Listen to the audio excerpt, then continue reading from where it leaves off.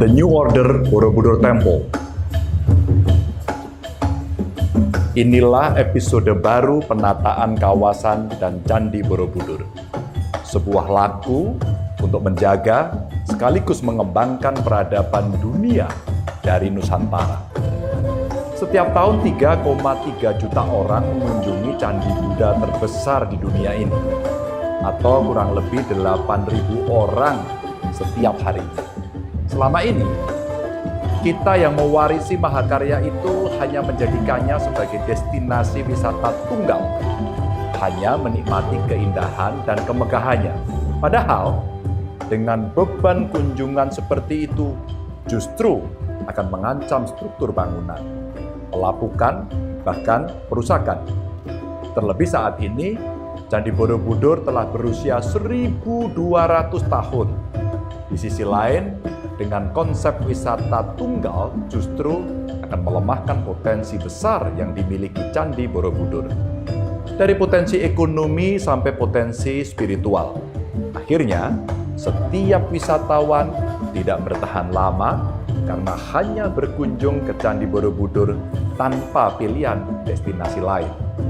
Maka mulai tahun ini, perombakan besar-besaran akan kita lakukan di kawasan sekitar Candi Borobudur. Aspek kebudayaan akan jadi titik tolak langkah yang kita lakukan.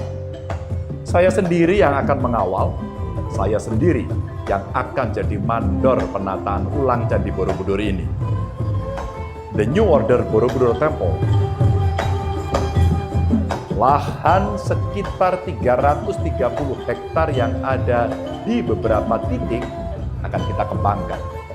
Ditambah penataan kawasan sekitar Candi Borobudur, mulai dari pembangunan eco-cultural tourism seluas 309 hektar, lalu ada pembangunan pasar seni dan area parkir seluas 10,74 hektar, pembangunan science park seluas 3,3 hektar, serta pembangunan boardwalk sepanjang 2 km yang akan terbentang dari Candi Mendut sampai Candi Borobudur dan akan melintasi Sungai Eloprogo. Pembangunan infrastruktur itu akan memperkuat konsep penataan yang saat ini kita lakukan di kawasan atau desa sekitar Candi Borobudur.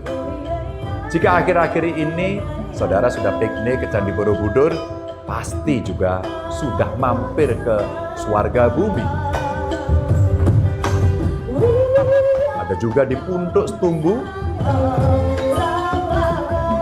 dan keliling desa-desa, mungkin naik mobil VW.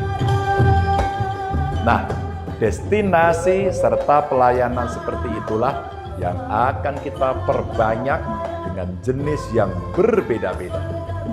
Karena desa wisata tematik masuk dalam kerangka besar perencanaan The New Order Borobudur Temple. Dan yang tidak kalah penting, di setiap desa wisata tematik itu akan kita gelar festival kesenian rakyat setiap bulan. Sementara di Komplek Candi Borobudur, saudara-saudara bakal disuguhkan pengalaman traveling yang sangat luar biasa melalui teknologi augmented reality dan virtual reality dengan kualitas yang tinggi. Traveling virtual ini akan mempersilahkan saudara-saudara untuk keliling dari kawasan sekitar sampai area Candi Borobudur.